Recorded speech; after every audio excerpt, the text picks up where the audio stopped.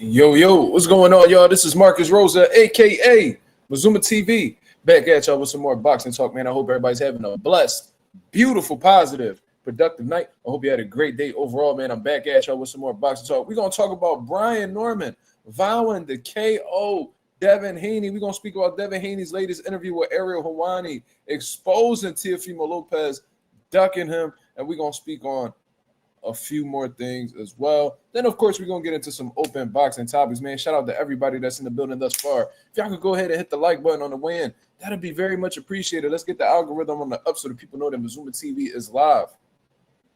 We on the road to 4K. We well into the 3,200 mark. About to hit that 3,300 mark in due time. Shout out to the nation and the mob for making this possible. What's going on, y'all? I see a bunch of comments in the building already, man. What's going on? How are the people feeling? Shout out to my boy Simba Boxing. He said, just heard the news about your cat. Rest in peace, Simba, brother. I appreciate that, man. Thank you very much. Ironically, your name is Simba Boxing. And I thought you had named yourself Simba Boxing because of my cat. I remember that. But, yeah, unfortunately, that's the way. You know what I mean? Still very upset about it. It's only been a couple days. You know, it happened on Monday morning. It's Wednesday night. Yeah, definitely still heavy on my mind. Probably won't forget it.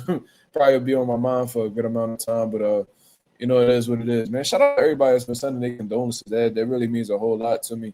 Like I said, I didn't think that losing a pet would have this type of, you know, feeling. You know what I mean? I didn't think the emotions would be so strong behind it, but you know, it is what it is. We just gotta continue moving, and I know that.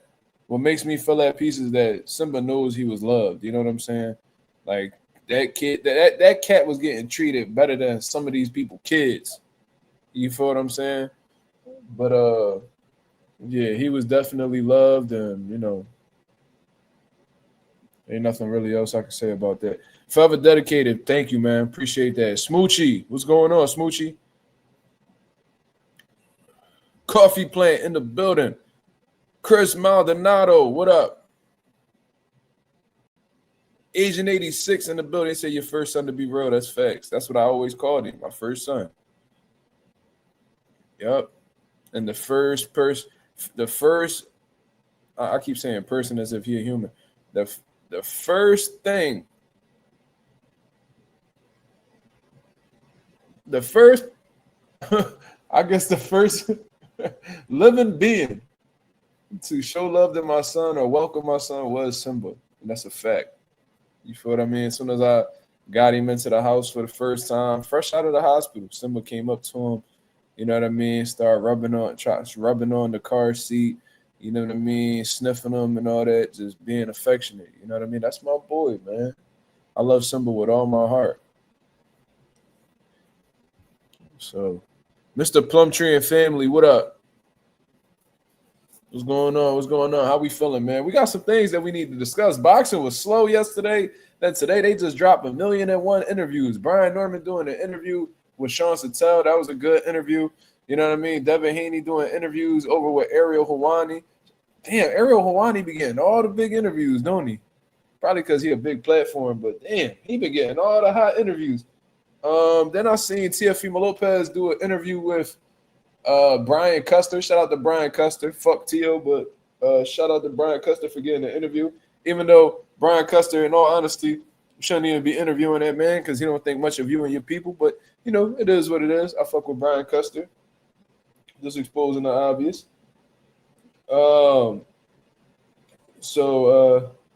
Yeah, I didn't get to watch the Teofimo Lopez interview. I seen people post little clips, but we're going to specifically speak about Devin Haney's interview with Ariel Helwani, not the whole thing, because it's about an hour-long interview, so we ain't gonna talk too much about that. But we're gonna speak about. As a matter of fact, let's bring up the Brian Norman interview first, because he was speaking very confidently, and you could tell that Brian Norman had a hell of a training camp thus far, just based off of his energy, being so sure of himself. You know, and you should. You know what I mean? When you are undefeated young champion like Brian Norman is.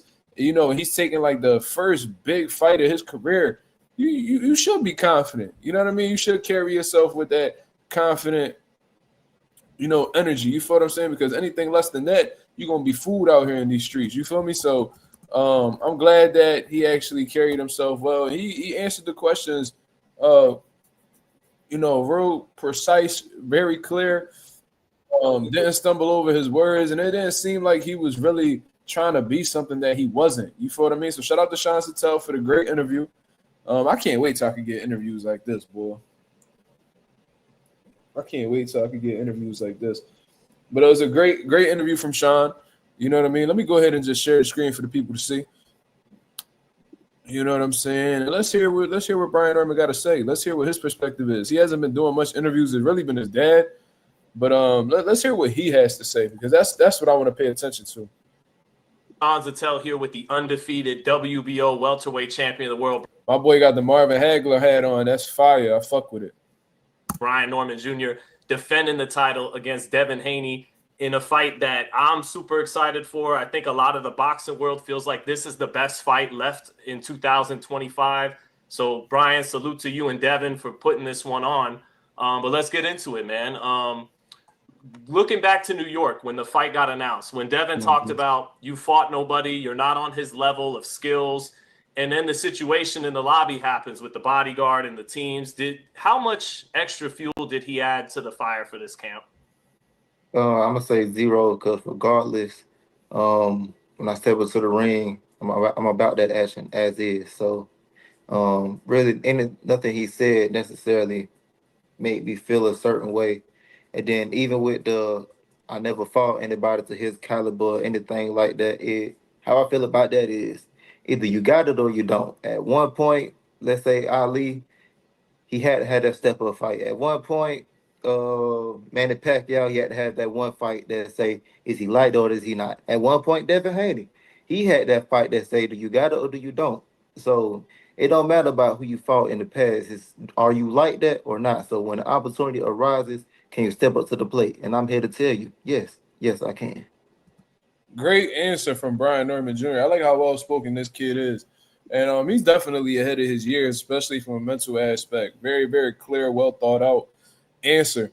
And that's a valid point. You know what I'm saying? Like, there's nobody who came into the pro ranks and was already proven. Give a fuck about what you did in the amateurs. Nobody care what you did in sparring. What you do in the pro, nobody jumps into the pros fully proven. You know what I mean? There's gonna be a moment in time where you get your big first step up fight, like with Floyd Mayweather, it was Gennaro Hernandez. You know, with Terrence Crawford, it was Ricky Burns. With Tito Trinidad, it was Maurice Blocker. Like, everybody has their fight, they fight that they come into the fight unproven. You know what I'm saying? There's people that make it. There's people that don't make it. There's people that make a great showing of themselves and go to rise to the top of the sport of boxing. And we got people who absolutely crumble under them lights and they fade into the darkness. You feel what I mean? Brian Norman is letting you know that he feels like he's built like that, and he gonna show us. And it's a great point that he's making, and I'm gonna actually start making those points when people say that. Oh man, this person ain't fight nobody. Even though I think experience is gonna be one of the key reasons as to why Devin Haney wins. I understand where Brian Norman is coming from. Like, bro, you got to start somewhere. You feel what I mean? You got to start somewhere. Like, this might be Brian Norman. Like what's that shit? What's that called? Like his coming out fight. This might really go. This fight right here might really show that he's a top tier boxer. You know what I mean? Like this may possibly be it. So I like that answer. My boy Rouse said, "Yep, there's ones that swim and there's ones who sink." Facts. It's really as simple as that. Well, I just right before we got on, I saw he did an interview with Ariel Helwani today. So there was a few things he said about the fight I wanted to ask you about. He said he feels like they, being Top Rank, is throwing you to the wolves in this fight. Doesn't know how much longer they'll be around as a company. What do you think about his comment that they're throwing you to the wolves? And why did you re-up with Top Rank when there is some uncertainty there in the future with the networks and everything? It's a great question from Sean. Great question. I don't even know if I would have came up with that question myself. Why re-sign with Top Rank when you see that they got people like Nayu and NUA fighting on Facebook? Devin Haney said they was fighting on Tubi and shit like that. Like, why even re-sign with them if they don't even have a network deal?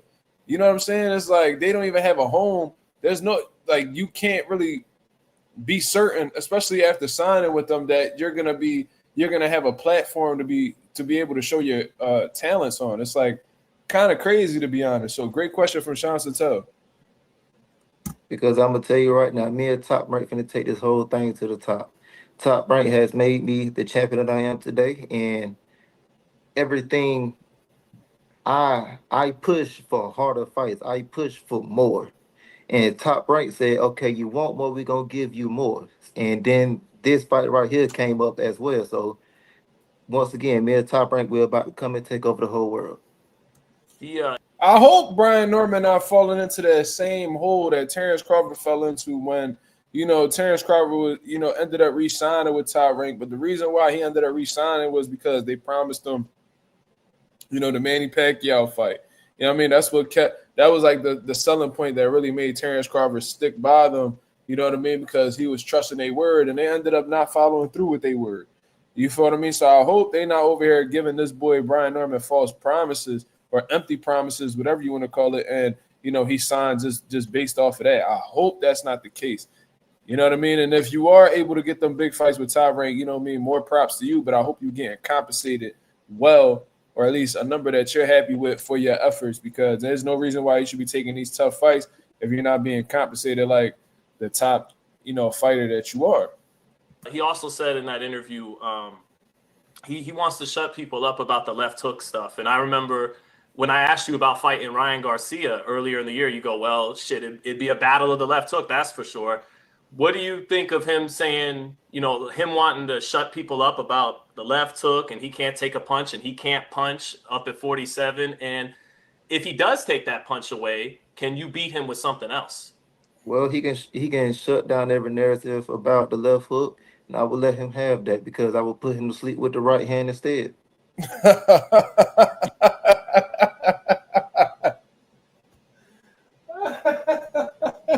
That's funny as shit. He's like, yeah, worry about the left hook all you want. I got something else for you.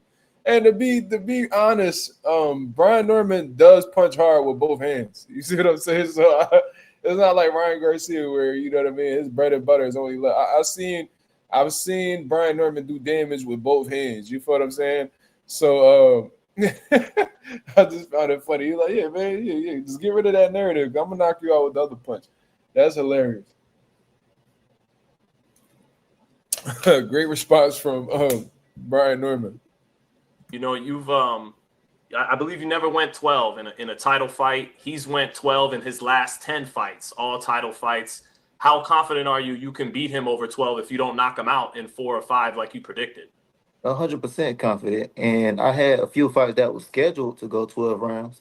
It's not my fault that they couldn't last. I did my part. They didn't do theirs. So I was scheduled to do it, but the other side couldn't make it. Is there an experience advantage you got to overcome, though? And by the way, I'm sure Brian Norman trained for 12-round fights. So even though he didn't go the full distance, he prepared for it. You know what I mean? And I never really seen Brian Norman Jr. and extremely fatigued or gassed out in any of his fights, to be honest. Even like the tough ones like Sam Tillin, I never really seen him fatigued or exhausted. So I think, he's never done 12 rounds, so I don't know. But, based off of what I've seen, it looks like he could do 12 rounds calm. You know what I'm saying? Being that he's went the distance so many times in title fights? Not at all. No matter what, it's just like any sports, it's just like any other day. This is what I do. This is what I live and die for. I'm in the gym training for 3 or 4 hours, all for 36 minutes or less. So I'm pretty sure these 12 rounds, I could guarantee these 12 rounds is nothing. A lot of people that are betting on Haney, they keep replaying the Boca Chica fight and the knockdown and comparing it to the same right hand that Devin dropped Prograis with, similar type of shot and setup. How much better have you gotten since that fight? Why won't that shot be there for Haney like many seem to think it will be? How much better have I have gotten since that fight? You've seen what happened literally right after that, the fight after that, and the fight after that. And guess what? This is another fight continuing in that direction. So I'm only getting better as time goes on. I'm in the gym day in and day out trying to perfect this person right here you looking at. My whole thing is, what is something I need to fix? cool. Let me go and work on that. I'm not too big-headed. I'm not too above myself to say that I have some things I need to work on. So I go back and watch my old self and I correct all those things. So in this fight, trust and believe, he got literally nothing for me at all.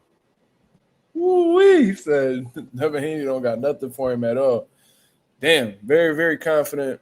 Very, very confident statement from Brian Norman. I just wanted to say a few things. I like the fact that Brian Norman is understanding that he's not a perfect fighter and there's always work to do. That's actually a really great quality. And shout out to his father for, I guess, installing that mindset anywhere. There's always work to do. You know what I mean? There's always ways to get better. And even though you may have had a good performance, there's still things that we need to tighten up on to get ready for the next level. So great mentality from Brian Norman Jr. What else I wanted to say was, I do believe that Brian Norman has gotten better since the Boca Chica fight. You know what I mean? I think he's gotten more confident, especially after his Santillan win. And it's been showing. However, I'm going to say this. You may have been getting better, but with only that specific style. Because let's keep it real. Since the Quentin Randall fight, Brian Norman Jr. hasn't really faced anybody who, mirrored that style or has similarities to that style until this Devin Haney fight that's coming up on the 22nd. You feel what I'm saying? So, you may have gotten better, but for all we know, you probably only got better with that particular come forward pressure fighter type of style like Jen Sasaki, Derek Cuevas, Giovanni Santillan. Like, we know that you could prevail against those type of guys, but you had a tough time with Quentin Randall, even though you beat him. You did what you had to do. But Brian Norman Sr. came out himself and said that that guy, the Brian Norman Jr. that fought Quentin Randall isn't going to be good enough to beat a Devin Haney. You feel what I mean? Since then, you haven't fought anybody like Quentin Randall. So as a boxing fan, I'm not really given any reassurance at this point that he could, defeat Devin Haney. I'm just keeping 1,000 because, in my opinion, I think that Devin Haney's tools are way sharper than Quentin Randall's. So if you're having trouble with that particular, guy who's an athletic outboxer like Devin Haney, and Devin Haney, is a shit ton better than Quentin Randall, in my opinion, I can only assume that that'll be a difficult time for you as well. It's really going to come down to preparation. You know what I mean? It's going to come down to preparation, game planning, and, maybe Brian Norman will bring some tools up out of the bag that we haven't seen him use before. That's definitely a possibility. But I do agree that Brian Norman has gotten better, but we really don't know how much better he's gotten with the particular style that Devin Haney has. So I'll just say that. Well, I think definitely the improvements they've been showing on tape, but what they're saying to offset that is it's been against 3 come forward fighters and not guys with the movement and the athleticism of Devin. What do you make of that though? That's what people are chalking up the improvements to. It's the style you've been facing lately. Well, what I say don't matter. Devin Haney is the perfect opponent for what I got for everything they saying. And come November 22nd, I will show and prove y'all. Talk is cheap. Actions speak louder than words. Are you still predicting a knockout right now? Definitely. Does this fight end with you two having respect for each other, or is he going to get one of those nasty Brian Norman celebrations in the ring? I respect every man that steps into the ring. Gotcha. But I know, and again, I know we can't get too in depth about the technical stuff in the fight, but what do you think will surprise the Haneys and surprise the boxing world in this fight? Everything about me. I feel like y'all short-minded me because I get knockouts. I'm not just a knockout puncher. I never said anything about how big and strong I am or anything. That is what y'all are saying. I put everything big on this right here of what I got, my mental. So I know for a fact I'm always getting better. I'm always adjusting. And I'm not just talking about day by day, week by week. I'm talking about second by second. I am getting better as we speak.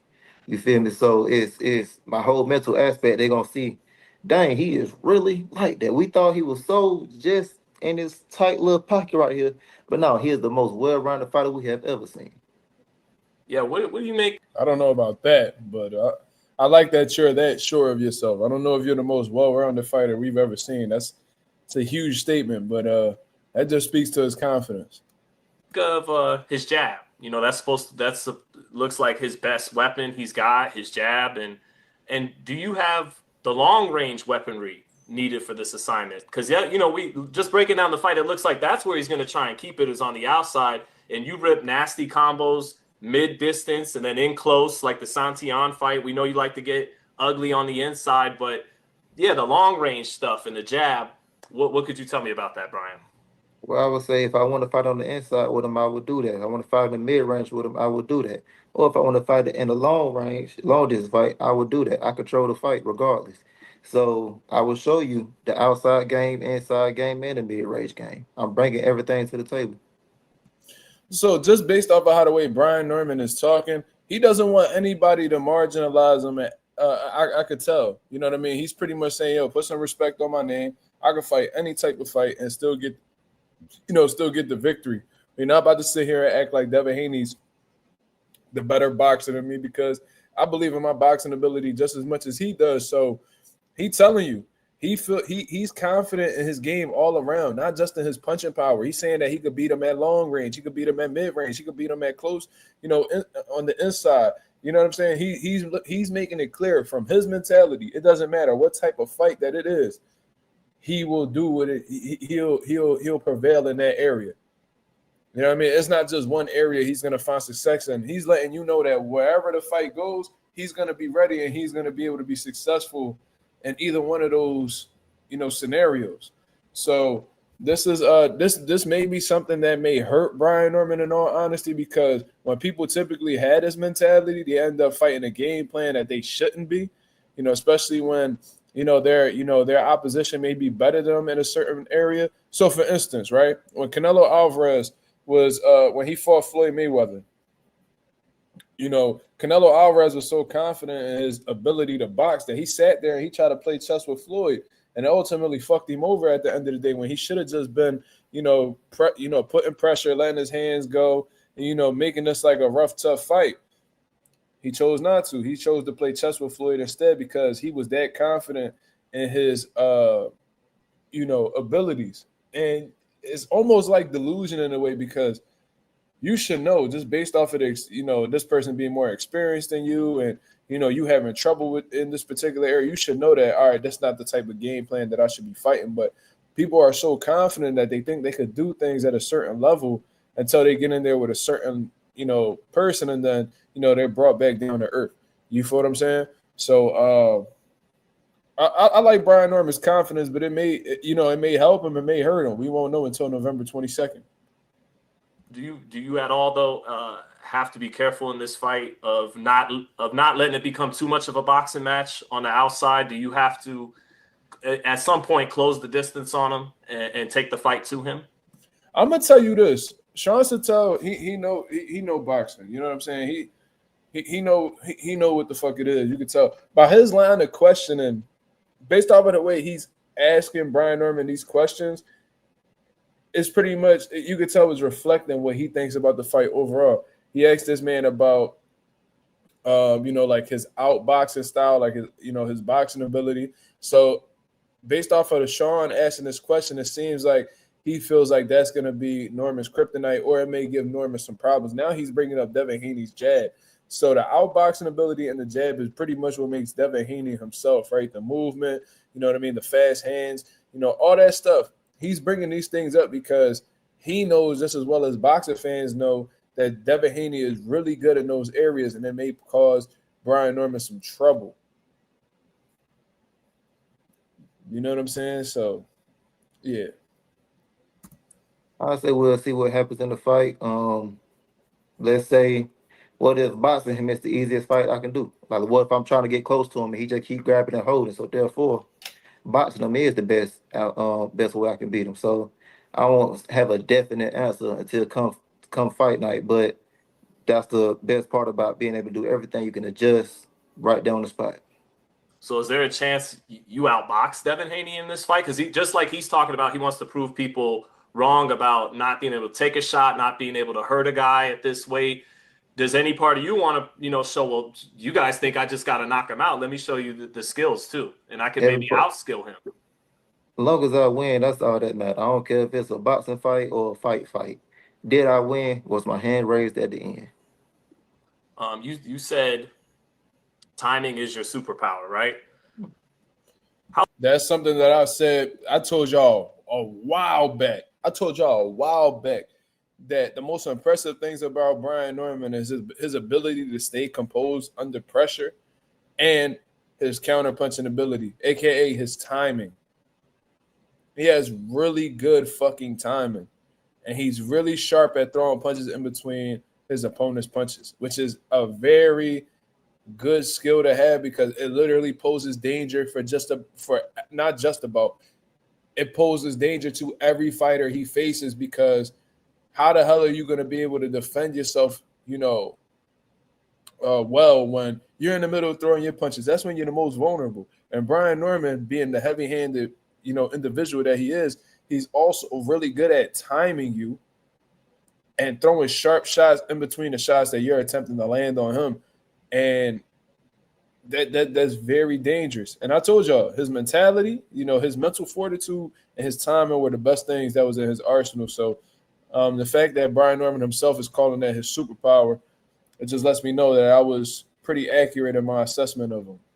How long? I mean, I know you don't know. You can't know till you get in there with him. But how long do you think it'll take you to get the timing of Devin Haney down? And what happens when you do?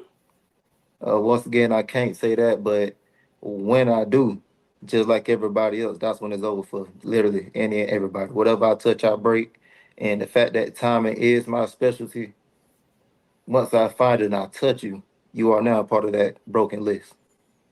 Let me ask you for a minute because you I think it's going, and I think Devin Haney knows that. You know what I'm saying? I think Devin Haney knows, just him being the experienced guy that he is and just understanding, boxing. It's hit and not be hit. And not only is it hit and not be hit, but it's all about, especially at a world-class level, taking away people's strengths. So I'm sure it's not really hard to tell that Brian Norman has spectacular timing watching his fights. You can't get off the type of shit that Brian Norman gets off unless you have superb timing. So I'm sure Devin Haney and his team, he got smart individuals around him. I heard he back working with Mickey Bay. I've seen him working with people. You see what I'm saying? And I know they honed in on their crafts. They're watching Brian Norman. They see what he does well, and they're finding ways to disrupt Brian Norman's timing. That should be exactly what you're doing. There's no reason why you're being predictable with your offense or your movements or anything like that because you're giving Brian Norman the ammo necessary to put your dumb ass to bed. So what you should be doing with somebody with superb timing, excellent counter punching is 1, be unpredictable with your offense so they can't really time you. 2, you could bluff them and make it seem like you're gonna fall into their traps or whatever the case is, and you counter their counters. So Brian Norman is making it clear, like, yo, once I get a timing on this motherfucker, it's a wrap. Brian, and I think Devin Haney understands that, so he's gonna be doing whatever he can to make sure that Brian Norman can't get his timing throughout the fight. Kenny Mans is in the building. He said, how much does sparring play in a boxer's confidence during training? It could definitely contribute, confidence. Sparring is a big part of training and the lead up to training camps because it's the closest thing that you could do that'll simulate the fight. So let's say you having, a training camp and you knocking your sparring partners out, you sending them home early. That's going to be letting you know that you're doing something right. And that's definitely going to contribute to your confidence going into the ring that night, especially if you're sparring guys that have similar styles to the guy you're facing. Now, the opposite is also true. Let's say you're sparring guys who, have similar styles to the guy you facing, and they just getting off on you in every sparring session. They may drop you. They may hurt you. They may bloody your nose. They might just whoop your ass. You feel what I'm saying? You might just take some damage. That might hinder your confidence going into the ring with that individual because if these sparring partners that aren't as good as him are doing this to me, what the fuck would the champion do to me? So sparring could definitely help your confidence, but it could definitely hurt your confidence depending on how the way them sessions went. Great question. Played like a lot of 2000s music, even though you were born in what, 01? No, 2000.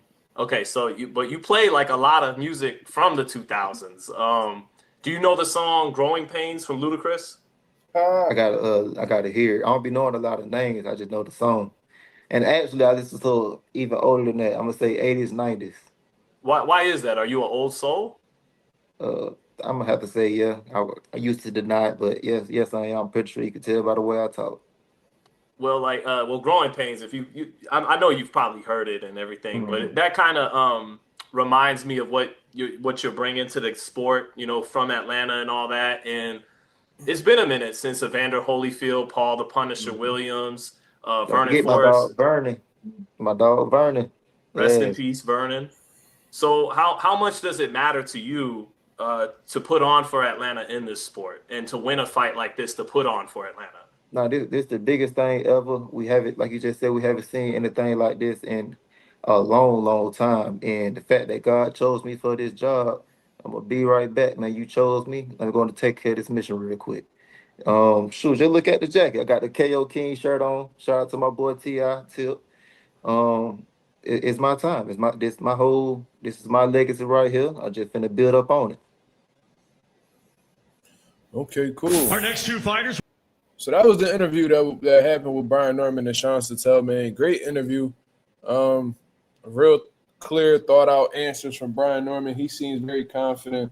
He seems locked in, ready to go. He's not really talking crazy about Devin Haney, but at the same time, he seems to be very sure of himself and confident, overall in his abilities and what he's going to do that night. So pretty good interview from Brian Norman. Shout out to Sean Sattel for putting that together. Now, we transition on to Devin Haney, who just did a huge interview with Ariel Helwani. It was a lot longer interview than that. Then, the one that we just went over is actually close to an hour. Like I said, we're not going to do the whole thing. And basically everything he done said about Brian Norman in this interview, we'd already done heard before. He spoke about the Ryan Garcia legal lawsuit or whatever the case is. He let it be known that, that wasn't a route that he wanted to take in the first place. But it was something that like his team wanted to orchestrate. So, because of that, they went and did it. But, he always wanted to get it back in blood. You feel what I mean? And at the end of the day, Ryan Garcia did cheat. He did lose a lot of opportunities as a result of that. So he was justified in doing that at the end of the day. I was one of very few channels who, to this day, still subscribe to the notion of suing drug cheats, because I feel like that's the only thing that we could do to really stop drug cheats from cheating in the sport of boxing. You know what I'm saying? Like if a drug cheater cheats, let's say a drug cheat makes $5 million for a fight, and they use PEDs, they get caught and they lose, and then after taxes and stuff like that, they probably only coming home with like 1.5 million, maybe. Let me see. Yeah. Because they say you bring home about 300,000 off of every million you get. So yeah, 300,000 times 5, that's 1.5 million. So you probably gonna come home with 1.5 million, but then they take you to court, you know what I mean, for you cheating, and then you end up losing a lawsuit for like 3 million. Now you in the negative. That's what I genuinely feel like should be happening to drug cheats. You don't deserve your purse. You don't deserve to make a living from the sport, and you deserve to be in debt as a result of that, bro. Like seriously, that's the only thing we can really do to really get these drug cheats up out of boxing, because at the end of the day, these athletic commissions clearly don't give a fuck. These sanctioning bodies clearly don't give a fuck, because they every time somebody get popped for PEDs, they just get a slap on the wrist and pay a little fine. They go about their day. You feel what I mean? So I was one of very few channels who defended the lawsuit, but it is what it is. A lot of y'all motherfuckers ain't never been punched in your face, let alone punched in the face by a drug cheat who's trying to take you away from your family. So I don't really give a fuck about what these motherfuckers be saying. Shout out to the boy Sports Prediction 101. He said, just subbed up, bro. Keep up the excellent work. I appreciate that, brother. Thank you very much. I hope you're enjoying the show. We're about to transition on to Devin Haney's interview with Ariel Helwani, where he spoke about the Teofimo Lopez situation. I heard he speak about it once, but I feel like he got more into detail with this response right here. So I wanted, and this is really going to make these Teofimo Lopez fans. I don't know how the fuck Teofimo Lopez still has fans. I really don't. I cannot give you an answer on that, but a lot of people saying, "Oh man, Tio's right, man. Why would he go fight a Muslim in a Muslim country when he's not Muslim?" We about to hear exactly what Devin Haney has to say, and we're we're gonna use this answer to say why Teofimo Lopez is full of shit. Fight. You know, we signed rematch. for it. Yeah, the rematch. And is this before Times Square or after Times Square? before Times Square? Okay, yeah. It was already signed. You know, we were gonna face off. In Riyadh, right? That was the plan. Well, we were gonna fight in Riyadh, but we were gonna face off after the New York fight. Got it. Do the actual face off and promote the fight. And we already had the date. We already had the fight signed, and then he lost, obviously. So then the next fight that I signed for was the Teal fight. Mm-hmm. And then Teal negotiated. We negotiated. We agreed on. He had his terms that he agreed on. I had my terms that I agreed on. I don't know what his terms was. I don't know if he knew what my terms was. It wasn't my business what his terms was because I got. They agreed to what I wanted. Yeah. So I didn't care what his was.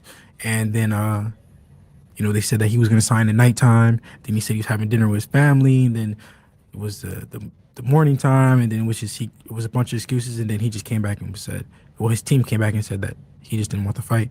So then That was it. That was the reason. Yeah, that was it. Nothing else. Yeah, but I had already signed. Wow. And it would have been for. It's crazy how you agree to all the there's nothing else you could call that besides ducking.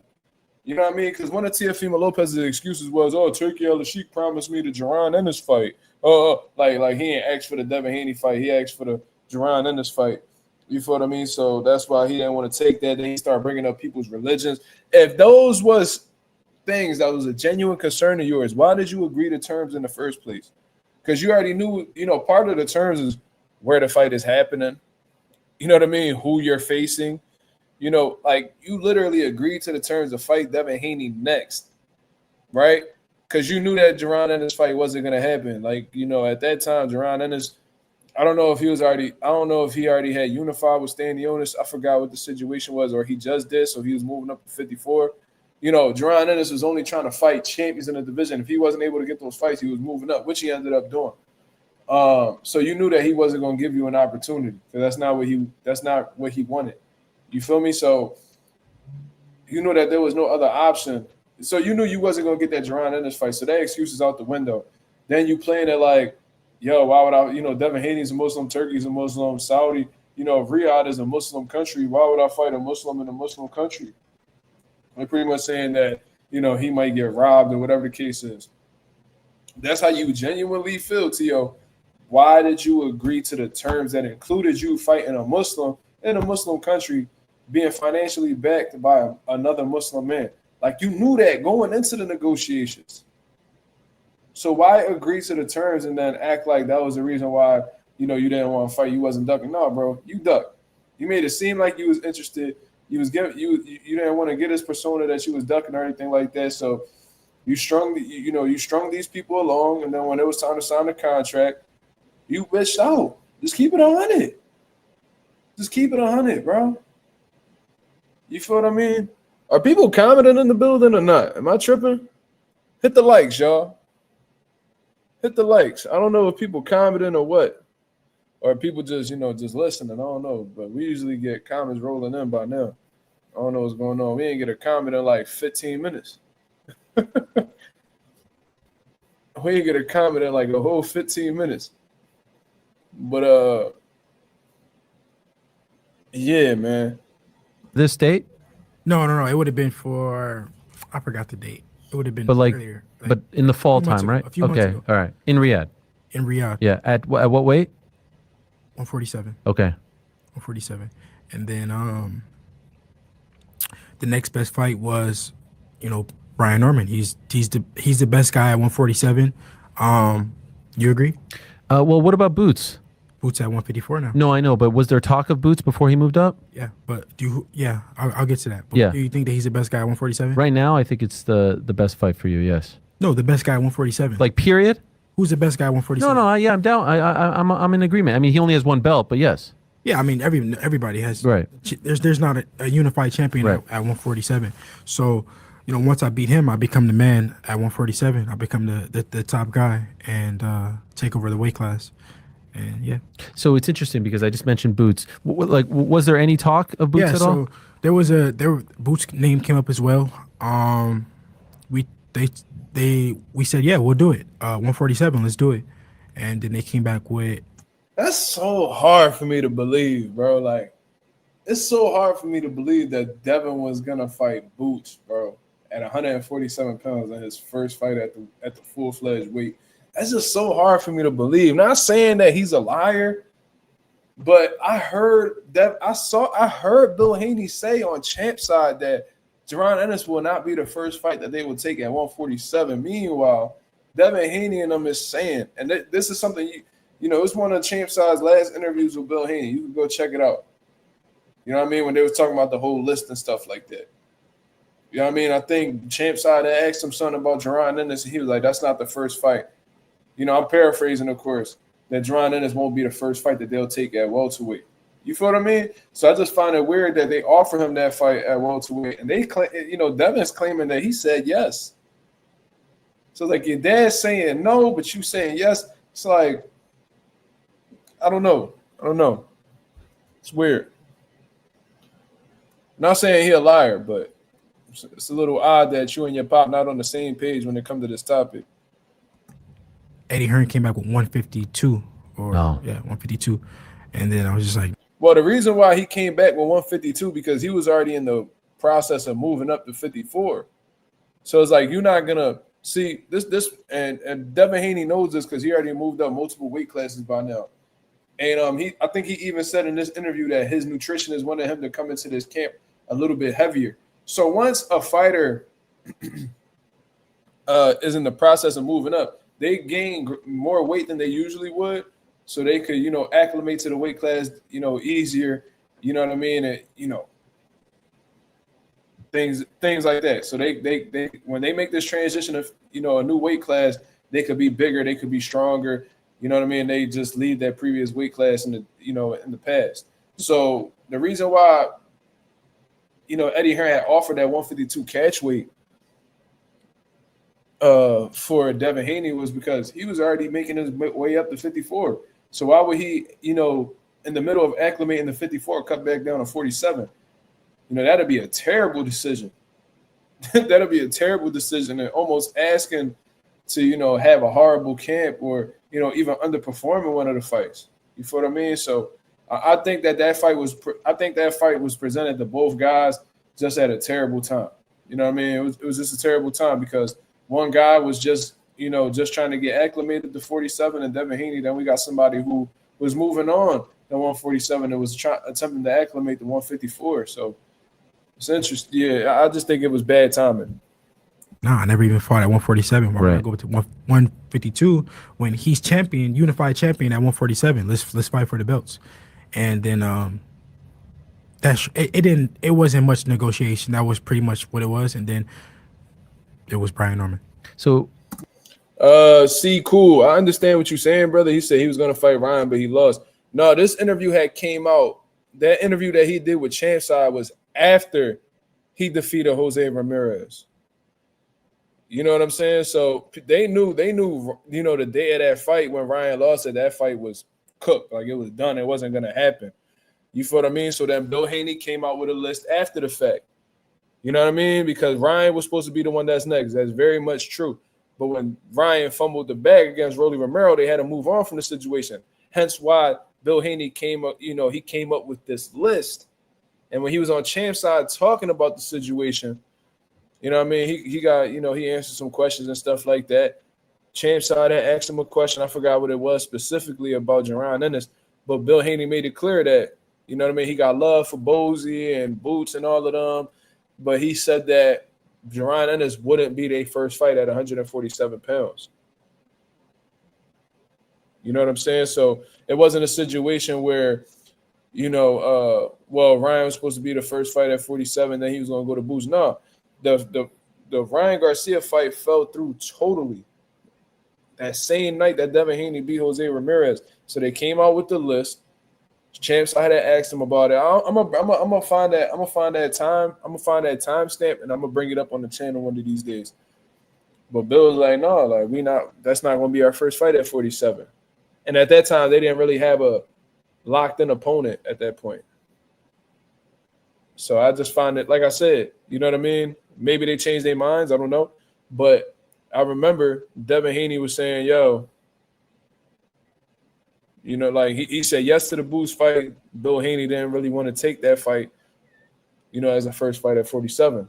So, like, you know, maybe they changed their minds. I don't know, but that's what I noticed. Why I bring him up is, and I know, like you said, you have your detractors. Everyone has their detractors at the top. But I don't think you get enough credit for the fact that you're making your 147-pound debut against the best guy. Yeah. We had Boots in last week in studio, and it was a great chat. I like him a lot. But as we talked about with him, that wasn't the fight people wanted to see him fight. But he said, and, you know, he's totally allowed to feel this way, I wanted one fight, get my feet wet, and now it's on to the big dogs at 154, right? Yeah. You don't seem to subscribe to that. I mean, that's just not me. If you look at my track record. Yeah. It's every guy's a big dog. Every single fight. Right. You know, since I became champion, it's been every single guy.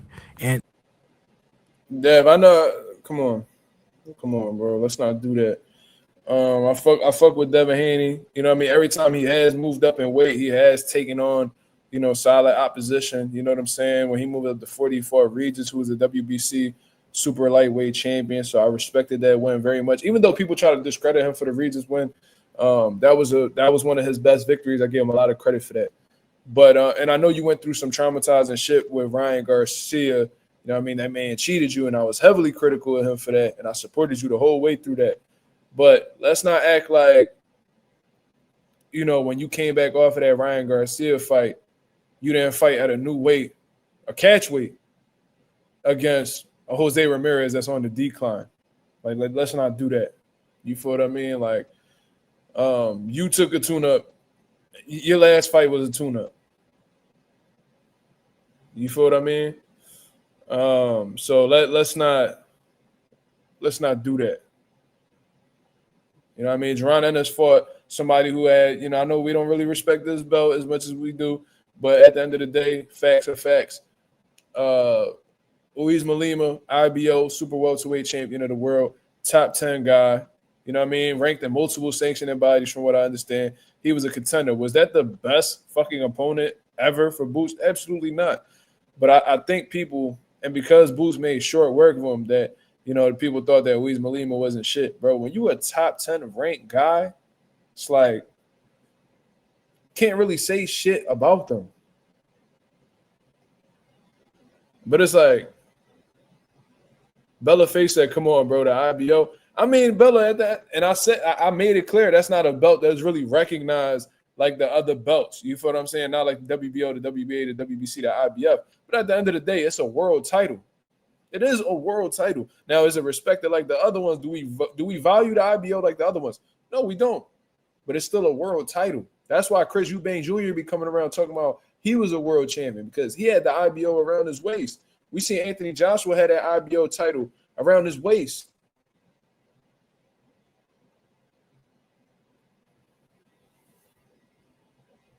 That's 22 said, bro, we thought Lima wasn't shit before Boots fought him. Bro, y'all can have y'all opinions about that, but one thing that y'all can't dispute that he was a top 10 ranked guy in the division, in a stacked division. So it's like, y'all can have y'all opinions on who Luis Malima is. You know, that's cool. I didn't think much of him either. I watched him. I was like, oh, yeah, Boots going to have his way with him. And I said it was going to be an early knockout. But we not going to act like he a Rod Salka. You know, we're not going to act like he a motherfucking I tell you what, he wasn't no Steve Claggett. He wasn't no Steve Claggett. Right? Who was ranked number 15, the last ranked guy in the WBO at 140 pounds. Steve Claggett was. Teofimo Lopez 40. You know, I heard people criticizing Teo like that, but I ain't hear Steve Claggett get criticized like Luis Malima did. You feel what I mean? Luis Malima was a top 10 guy in one of the most stacked divisions in boxing. It's like, Devin Haney, you fought Jose Ramirez, who clearly wasn't himself, who clearly went on the decline and lost multiple times. You know, Josh Taylor, then Arnold Barbosa beat him.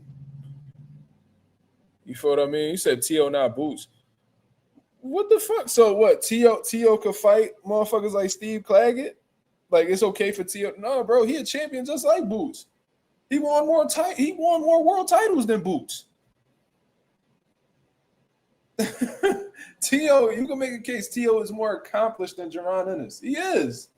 In terms of, belts and multiple division champions, so we gonna hold Boots to this, and it's the problem that I have, yo. Like y'all gotta keep the energy consistent with all of the champions. You feel me? I don't got a problem with you putting Boots to a high pedestal, but you gotta do that with other champions too. No, that's you hold Boots to a higher standard than T.O. I don't. I hold all these motherfuckers accountable. If you a champion, if you're a world-rated fighter, you should be doing what the fuck what all the other champions is doing. I'm not going to expect this much from Boost, and then I'm going to expect this much from T.O. They both world level fighters, bro. They're amongst the best in the world in their weight class.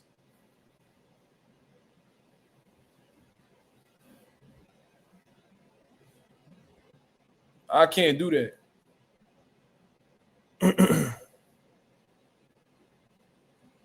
I can't do that. I can't be like, oh, Boots, you got to do this, and that. And then, T.O., oh, it's okay that you do this. No.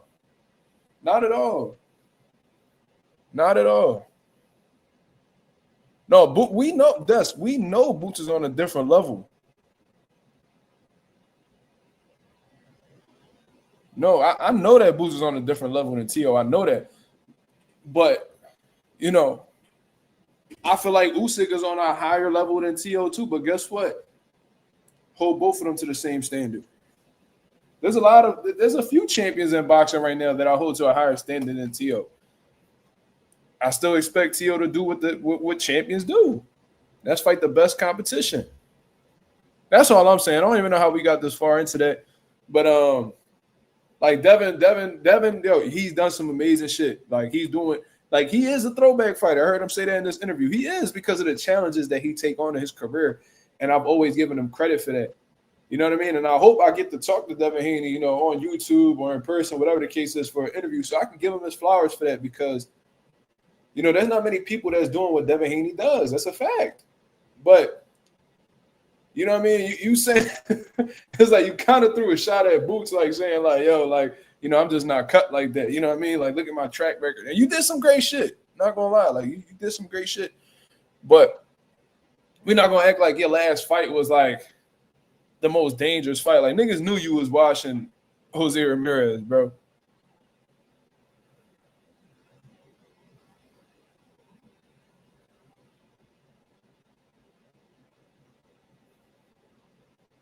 Bella Fave, I love how y'all move the goalposts, bro. Like I love this shit, bro. Cause it's like, did Boots not become unified in his division? The reason why you feel a way about Boots, Bella, is because you fuck with Brian Norman. Let's just keep it 1,000. Let's just keep it 1,000. Like you, like I can tell, like you respect Boots, but it's like you don't really fuck with him all like that because he made one of your homies look. He made one of your hometown guys look bad. You know what I mean? It's cool. You know what I mean? It's cool. Norman took 9 drug tests already. They prayed that they back out. That he backed out. Listen, yo, Cardenas, if you got cheated by somebody if you got cheated by a drug cheat in a fight, bro, and they almost derailed your whole fucking career, wouldn't you be paranoid moving forward? Wouldn't you be extremely paranoid moving forward? Like Devin probably like, man, all these niggas on that shit. Like he don't want that to happen again.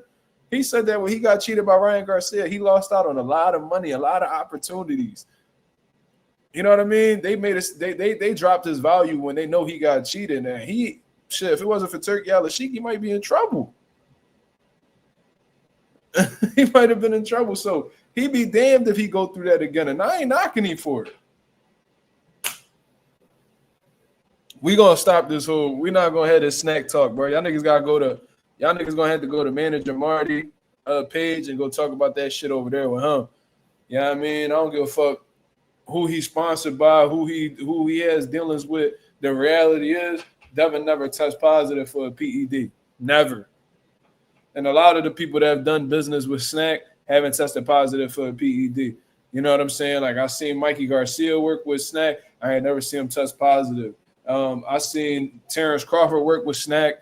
I never seen him test positive. I seen Boots with a snack shirt on, endorsing snack supplements. I never seen him test positive for a PED. You know what I'm saying? So I'm not subscribing to the fact that if you're affiliated with Snack, that you want some type of performance enhancement drug. You're not going to hear that out of me. Now, do I feel like Victor Conte belongs in the sport of boxing? Absolutely not. Absolutely not. And we're not about to compare Barry Bonds with no fucking Devin Haney. We're not comparing no Barry Bonds to anybody that has not tested positive for a PED. You know what I mean? We're not doing that. We're not doing that. If there ain't no definitive proof, I ain't hear nobody say Manny Pacquiao was on his shit when he moved up 8 divisions and was beating up motherfuckers that was 3 times his size and was taking 8 punches, at 54 when he was getting knocked out at 112, 115. He was getting knocked out at 112, 115. You know what I'm saying? But he could take punches from Miguel Cotto. Ain't nobody say nothing about him being on no shit. Never. When he was dealing with Alex Ariza and all that, I ain't never heard nobody say that he was on that shit. But now y'all want to come out, man, stop that shit, bro. Like I said, y'all got to take that to a different channel. That we not having that. We not having that over here, bro. Unless these niggas test positive for a PED, it's not happening. Why don't y'all have that same energy for Eddie Reynoso's camp? Where that energy for Eddie Reynoso camp? Y'all niggas talking about Snack. How about the No Boxing, No Life brand over there? All them niggas tested positive over there. And ain't nobody saying shit. Teofimo Lopez went over there. Why y'all not accusing him? I'm not subscribing to no conspiracy theories and none of that shit. If you don't have definitive proof, you can't bring that up on here. Teofimo Lopez went and joined Canelo Alvarez's camp. Why? For the little bit of time he was over there, was he fucking with that shit over there with Eddie Reynoso and them? When Eddie Reynoso done had like 6-7 niggas test positive over there, let me know. If we gonna be making accusations and be reaching and coming up with all type of conspiracy theories, all right, Teofimo Lopez went over to Eddie camp to go get some of that juice. How about that? That sounds ridiculous, right?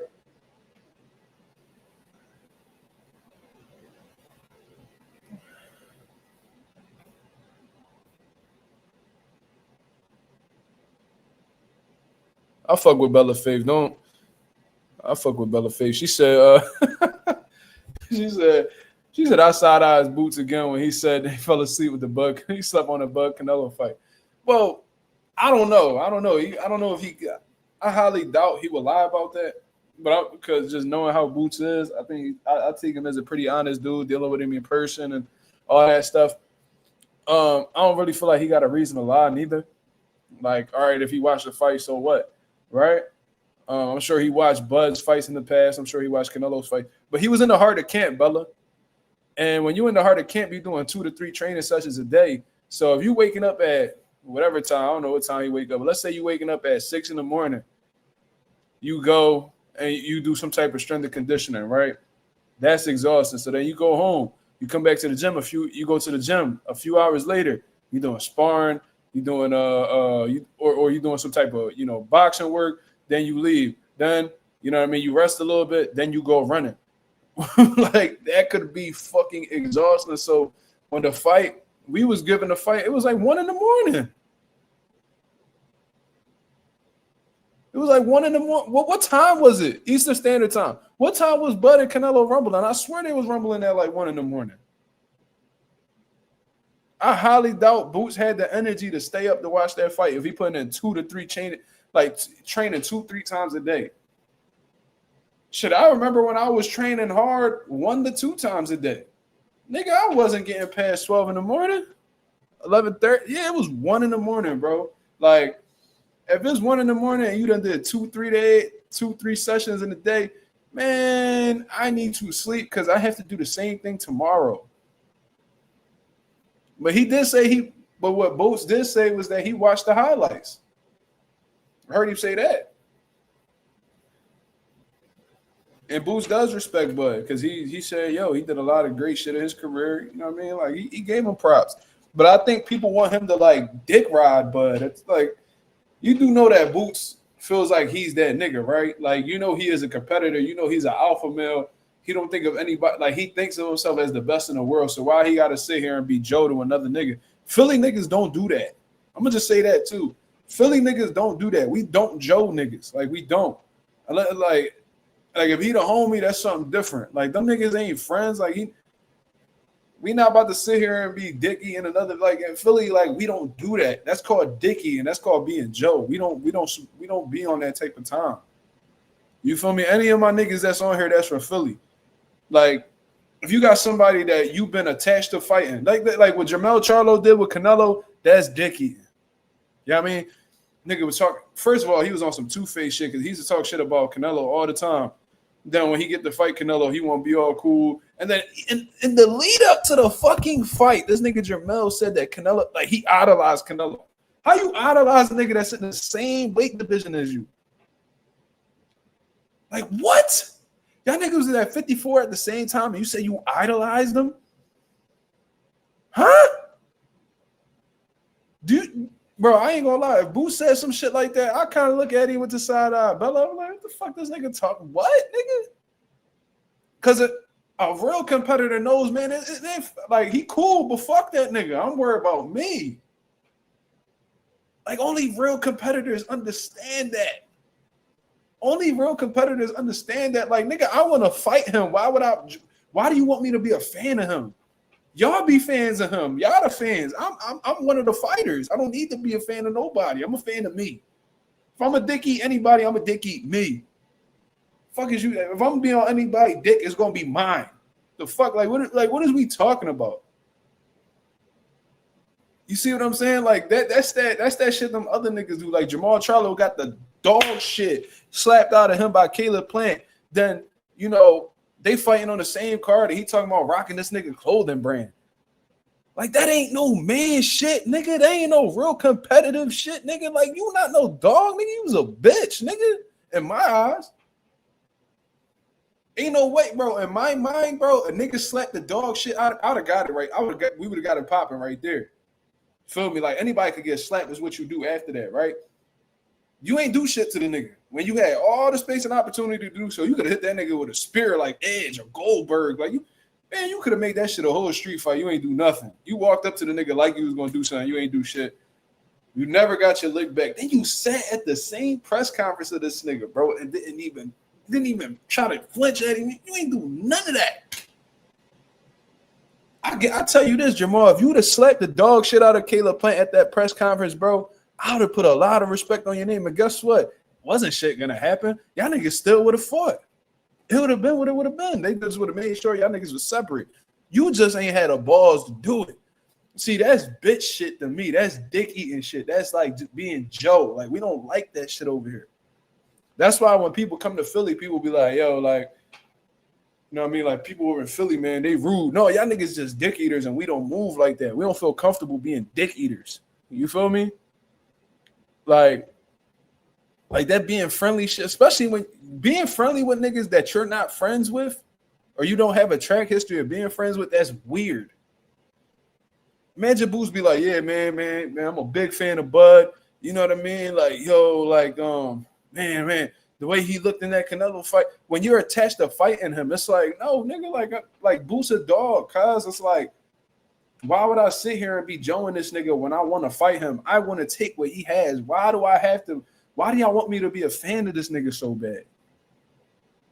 That's the thing. Like we this buddy shit in boxing is like a new thing, and like fans wants fighters to be fans of other fighters. It's like, no, nigga, stay in your lane. You just be a fan. Don't tell niggas how to move with their mentality or their career. Fuck out of here. Be a fan of be a fan of who you want to be a fan of, and let the fighters fight. Right? Well, I look at Boots crazy if he was dick eating, but I'm like, what, nigga? You should be wanting his spot. Why you over here being Joe to the nigga? It's almost like they want you to.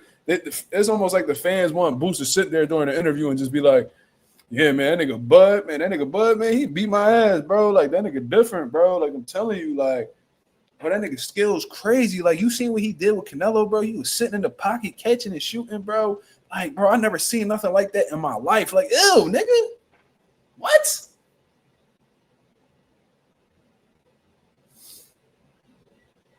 Like, what, yo? Shit don't even sound right. That shit made me want to throw up, cuz like we don't do that here. So I understand Boost mentality because I was a competitor for one. And bro, I used to sit at amateur fights when I was doing my thing in boxing. I used to sit back at amateur fights. I used to sit and watch amateur fights and look at these niggas like they was food. And I ran into some of them niggas, and some of them niggas was food. They became food. But like I wasn't being friendly with none of these niggas. I wasn't about to, I don't give a fuck if they, even in my head, if I knew they looked sharp, I ain't about to tell them niggas that. Fuck them niggas. That's me.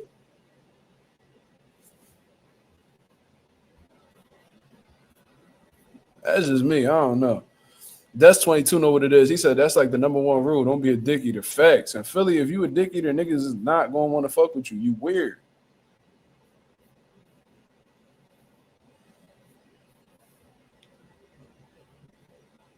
He said the Cardina said Caleb Dunn, he won't beat no Jamal right about now. Bro, I don't know what that was from Caleb Plant. That was really disappointing, bro. I don't know. I was watching. My pop felt like Caleb Plant overtrained for that fight, which is possible. Maybe Caleb Plant has a tendency to overtrain. I heard he's a hard worker, but there is such thing as working too hard. There is such thing, believe it or not. There is a balance of recovery and training that you need to keep in order to come into the fight in the best, condition possible. If you train too hard, you leave fight at the gym, it's gonna show. You know what I'm saying? Or you could be undertrained, you're not training that hard and you fatiguing. Undertraining and overtraining, they go hand in hand. They're both very dangerous to the fighter. The Cardina said he underestimated that guy. That's very possible. That's very possible.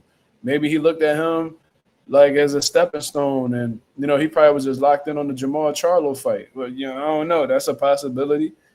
Or maybe Caleb Plant just don't, because there's people genetically who, they could train as hard as they want to, but because of their genetics, they might not ever had a best gas tank.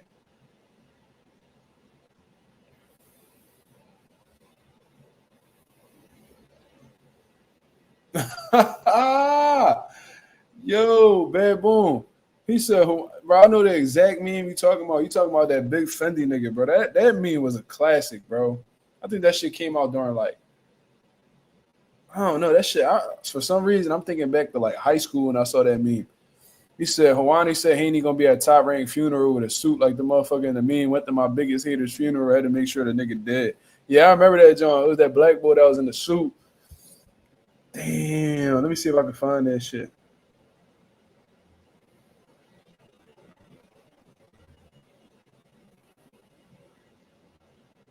Boom, I found. Wait, this is it right here. He said I stopped by. Look, I remember Joel Embiid shouted him out too. Big Fendi, something like that. That's fucking hilarious. That's a classic right there. Dude in the suit actually looked like Haney. Why are you saying that? Because his Afrocentric features. I thought the nigga looked like Busta Rhymes. I thought he looked like Busta Rhymes. Touch it, bring it, babe. Get low. Look, my son be taking pictures of himself. Look. He take my phone and start taking pictures. Look at him with all that chocolate on his face. That's all that Chips Ahoy. Then look.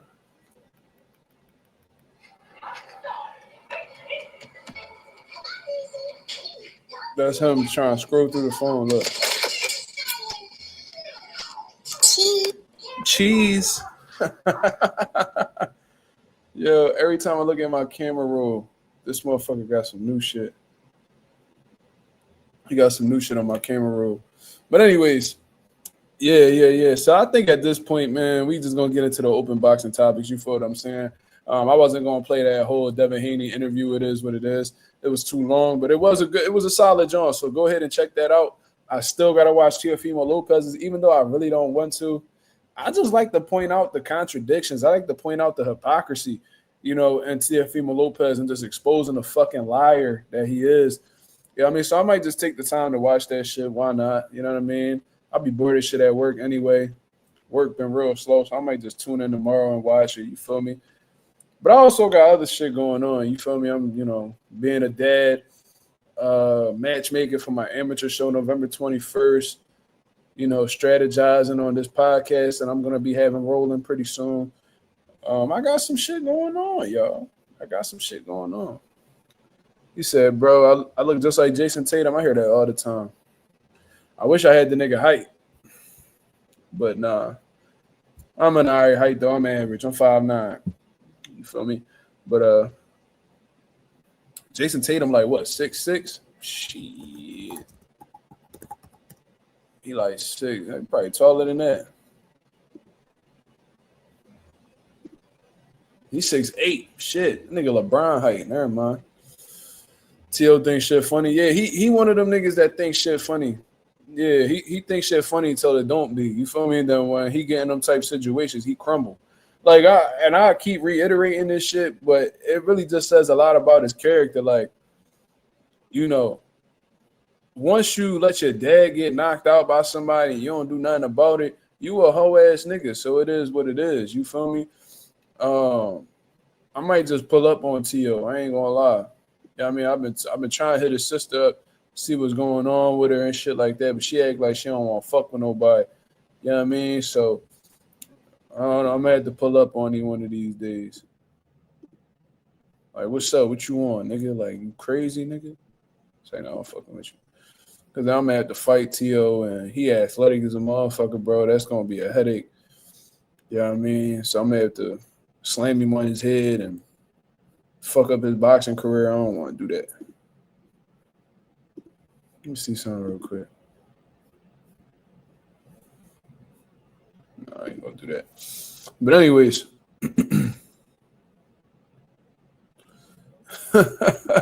bro said I can't take listening to T.O. Nigga think he a philosopher when he be saying shit. Facts, bro. That nigga be cooking me. Like, I seen he did this one interview. I didn't watch it because they had like an intro to the interview.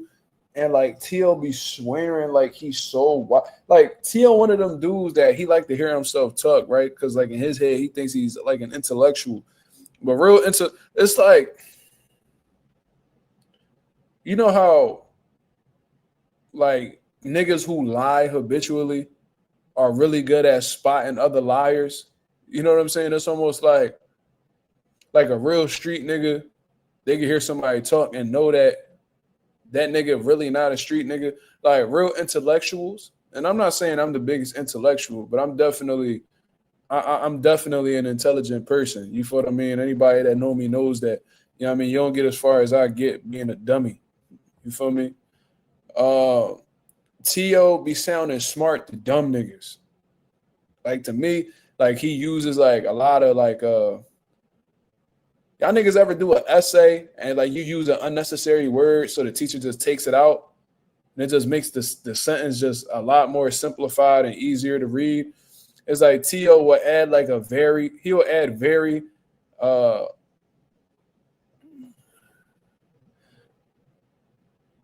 like he'll say some shit like it's a very great opportunity. It's like you don't need the word, you don't need to use the word. Like he used a lot of filler words and he thinks that those filler words just make him sound intelligent. The whole time you sound stupid, nigga. Like I'm gonna just keep it 1,000. You always sound stupid.